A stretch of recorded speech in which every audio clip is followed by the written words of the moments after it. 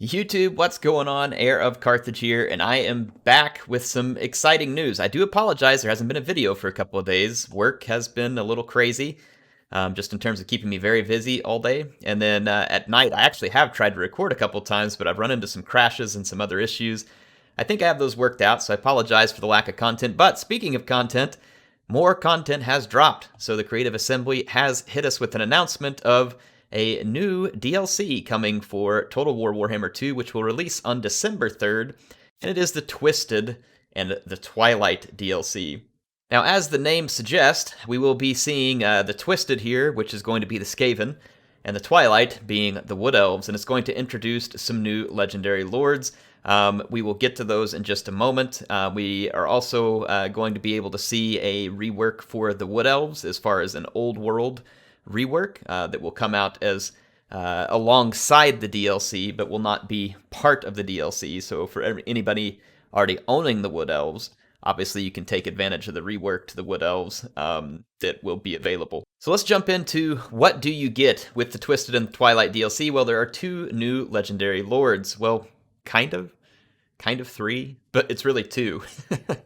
Throt the Unclean for the Skaven. He is the master mutator of Clan Molder, and it's going to be all about them nasty rat abominations and mixing things together, which ought not to have been mixed nor created, basically playing the evil creator role, and no doubt his faction will have a lot of focus on these grotesque mutated monsters. And from the Wood Elf side, we're going to get the Sisters of Twilight. This is going to be Niestra and Arahan, the emissaries of Queen Ariel.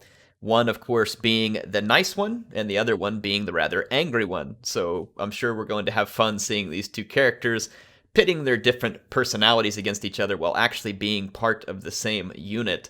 So these Sisters of Twilight, as we will see, because we're going to watch the trailer here in a moment, are going to be two entities on one unit, probably similar to, like, say, Skarsnik and Gobla, but obviously Niestra and Arahan are not a squig, so that being the key difference between them. But anyway, speaking of the video, let's go check out the video real quick and see what they showed us. So I am going to leave myself on the screen. If you want to see the full video without my ugly mug in the way, I'll have a link in the description. I have a fly flying around right now, so it's perfect. First of all, I have to say I love the music in this trailer. It's got like this excellent, like, kind of 80s dark vibe to it.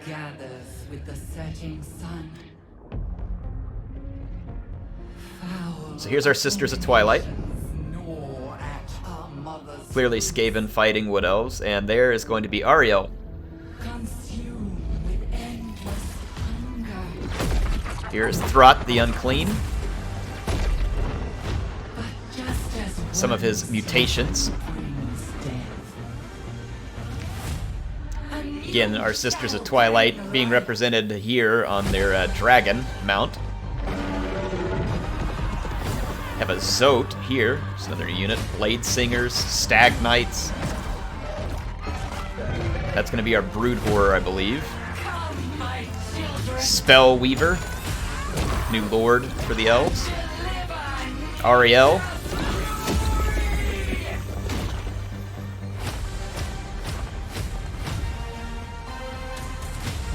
There's Throt, getting rid of some pointy ears. This is going to be one of his, I forget the name of this creation here, but we'll hit it in just a moment.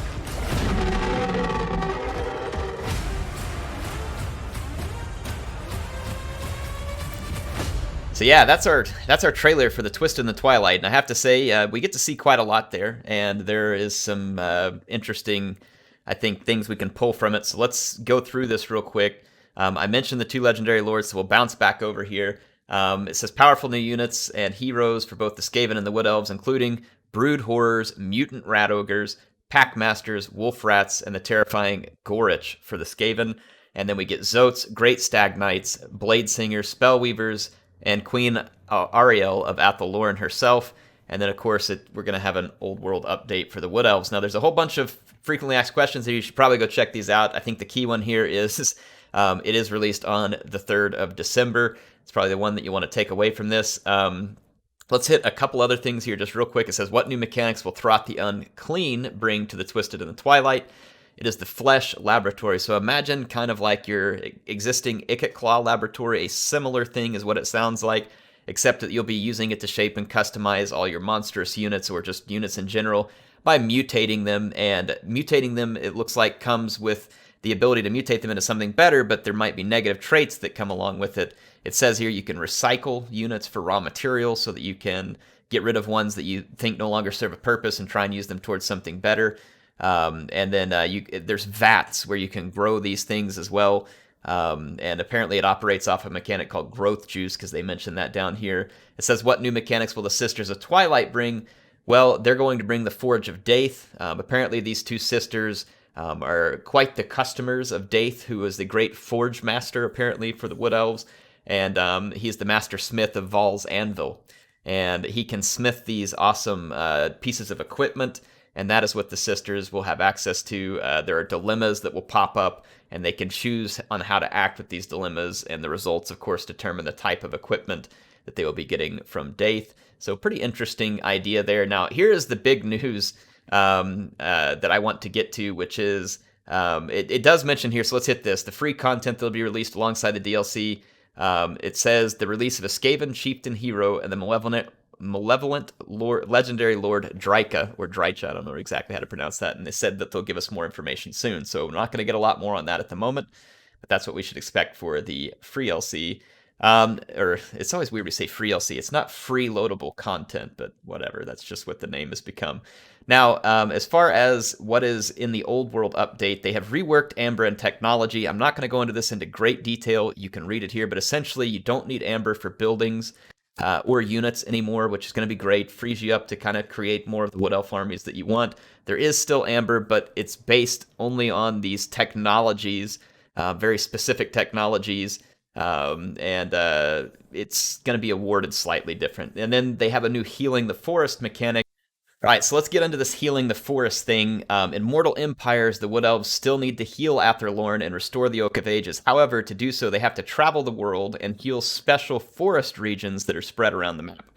Each healed forest will provide unique bonuses. So it gives you an incentive and an ability as the Wood Elves to get out and travel the map and not just be trapped in Athelloren, which is great.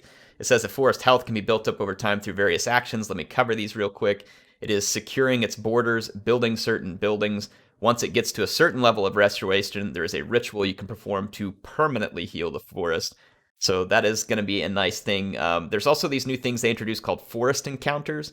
And they're interactable markers that provide narrative choices that let the player shape how they heal the forest. I'm assuming this could lead to battles or other things, I don't know, we'll see. It says as part of this new system, new regions have been added to the campaign, 4 to Mortal Empires and 2 to Vortex, giving the Wood Elves a presence on every part of the map. I think that's very important, because in order for a Wood Elf campaign to be fun, they're going to need to be able to be present on different parts of the map rather than just constantly being trapped in the same place in Athelloren. There is one last part they add here, which I think is very important, which is Wood Elves can now instantly transport their armies between forest regions using the new Deep Roots. So basically you can teleport with the Wood Elves. It does have some limitations in terms of an ability and a cooldown and all that kind of stuff, but it helps you get around the map quickly, which should make Wood Elves a little bit unique in the sense that they're going to be able to fight in multiple continents in a relatively short period of time versus a more traditional faction, so I think that'll be nice. So in any case, that's pretty much what we get out of the blog post. Again, this will be linked. I'll link into this video as well, but I want to bounce over to the Steam page and let you all see what else we can learn from the Steam page. They add a little bit more detail here about some of the units. Let's read through this real quick. Ariel, the Queen of Athelloren, is recruitable as a legendary hero, so this means she is going to be similar to Croak.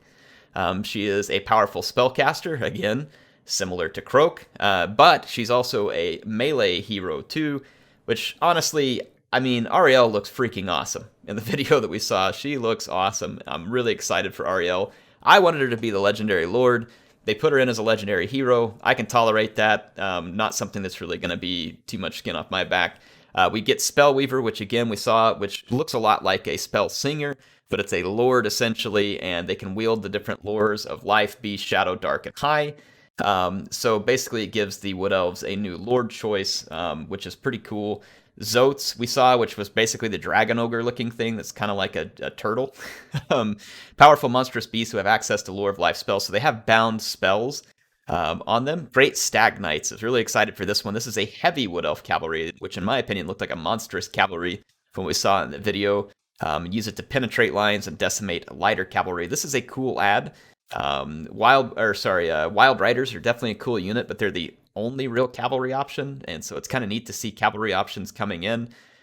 We do have Blade Singers, which are going to be brought into, which is an elite sword-wielding war dancer. So if it says it's an elite sword-wielding war dancer and it's a Wood Elf unit, I think we can probably assume this is a relatively lightly armored but high damage output type of unit. It mentions Regiments of Renown here. Race of the Frozen Heart says effective against preventing cavalry from cycle charging. I don't know exactly what this unit is, but they mention it here, so interesting. And then we have Lost Sylvan Knights equipped with significant physical resistance.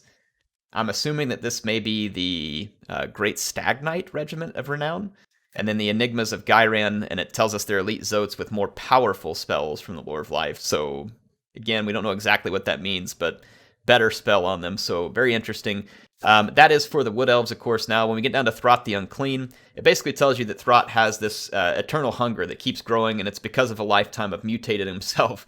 And he basically wants to reduce the Wood Elf Queen to a magical pulp, which he can then eat, and hopefully not have to be eating all the time. He's trying to satiate this eternal hunger. The Flesh Laboratory, which we mentioned, is basically his way of creating new units, and it will be very interesting. I think it'll be a lot like Ikit's laboratory, basically. As we look at the units here, it's Gorich. Now, this is an interesting one. He's a former general of Archaon the Everchosen, and ignored his commander's orders. He was sent to Hellpit as a punishment. Throt took his brain, put it in the body of a rat ogre, and created this horrible aberration known as Gorich. So he is recruitable as a legendary hero. Again, going to be something probably similar to like with Ariel. And then the Pack Master is a hero unit that it says performs a role with area of effect and targeted buffs, and can summon Wolf Rats, which is another new unit, which it mentions Wolf Rats here, a highly mobile pack beast. Now, this gives Skaven, in my opinion, a whole other dimension, which they are somewhat lacking right now. Rat Ogres are pretty quick and offer a cavalry, so to speak, for the rats. But the addition of Wolf Rats will really give them some high speed, cheaper maneuverability options, which is going to add a new facet, in my opinion, to what the Skaven are capable of. And then on top of that, we have Mutant Rat Ogre, which is a large single entity monster. It says it's adept at brawling. I'm assuming it's probably going to be similar to a Rat Ogre with high damage output, but probably relatively weak defense capabilities. I'm just speculating based off what we know. And then we have a Brood Horror here. It says a huge, fast-moving monster adept at punching through infantry lines. So this is interesting. It's a single entity, but very fast. A lot of times we don't see particularly fast single entities unless they're flyers. So again, another potentially interesting add to the Skaven roster, and honestly makes me wonder if the Skaven are going to be having some power creep, because these are some pretty powerful things that we're adding to. Oh, I apologize. This is zoomed way out, but I don't know if I can zoom it in anymore right now, but you all can go check out the Steam page if you're having a hard time seeing this. And then the regiments for now, we get the Pit Fighters of Hell's Deep, basically a berserk ability. It's more Skitters Hellion, capable of summoning a localized bombardment. I don't know which all these regiments are renowned, what they tie to in terms of the units. They're not very clear about that. The thing. Again, this could be a Mutant Rat Ogre, a Brood Horror. Again, I don't know what all these are. It's not necessarily tying them in, but it mentions them here. So that is the content that we've been told. So what I would say is this: you all keep an eye out as new information on this becomes available. I mean, I'm still part of the Creative Assembly's partnership program. Whatever early access that they're going to give out with this, I'm sure that they'll include me in, as they always have. So keep an eye out. As I am able to give you more information about this, I will. And I'm looking forward to it. Just my overall thoughts. I'm extremely excited to see Wood Elf content coming. And it's been needed for a long time. I'm very glad it's here. I'm just going to play this in the background without the sound. Again, encourage you to go watch this whole thing if you haven't seen it. Yeah, very excited for Wood Elf content. It's been a long time coming. My hope here is that this really makes a Wood Elf campaign replayable and fun, because right now it's just terrible, like in the current state of things. And obviously, CA knows this, which is why they've been going through this rework, and we've all been awaiting it a long time. I'm excited for the content. I'm really excited to see Ariel here. I think that's a big win. As for the Skaven, this is a personal opinion, so don't take this the wrong way. This is not me judging the content. I'm just personally not excited for more Skaven stuff in the game. A lot of you are, and that's totally fine. So for me, my excitement runs around the Wood Elves. The Skaven stuff, I could honestly care less. Am I going to enjoy it? Sure, I'm sure I will. I'm going to go give it a shot, of course, like I do with all this stuff. But for me, this was mostly about seeing the content for the Wood Elves. Obviously, there's going to be a ton of you who are excited that the Skaven gets this extra bit in. There's going to be some people who are disappointed that it's Skaven and not some other faction. Personally, I feel like we've gotten a ton of Skaven content, which is why it doesn't excite me as much as maybe another choice. I feel like Beastmen would have been the best pick for another faction in this DLC, but I think there's an obvious reason why we haven't seen that. And it's because the Beastmen were also a separate DLC from Game 1, and I'm assuming that CA wants to give them their own time and attention in a similar DLC in the future.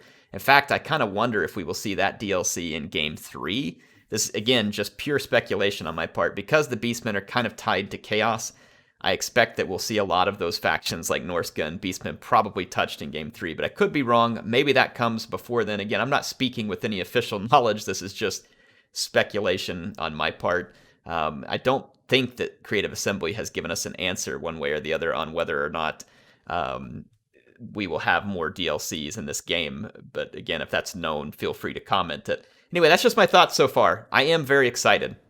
More excited about the Wood Elves. Why are you not excited about the Skaven? Is because it sucks? I have no idea. No, I just get less excited about Skaven stuff than some people, but that doesn't mean that the Skaven stuff isn't good to be added to the game. I have obviously no idea yet. But again, that's just a personal opinion. Don't take that the wrong way, or like I said, me passing judgment. I just would have liked to have seen a different race in here other than the Skaven on a personal opinion level. Which makes me curious, what do you all think of this DLC? I love to see your comments. Please add it. You have my thoughts. This is the news as we know it now. And as we get more news and are able to maybe show you more content, obviously make sure you're subscribed and you can click the little bell, and I will keep you up to date on it. And appreciate you coming by to watch. HeirofCarthage signing out for now, and I'll see you all in the woods or in the underworlds, whichever one, either healing the forest or mutating some monsters. See you then.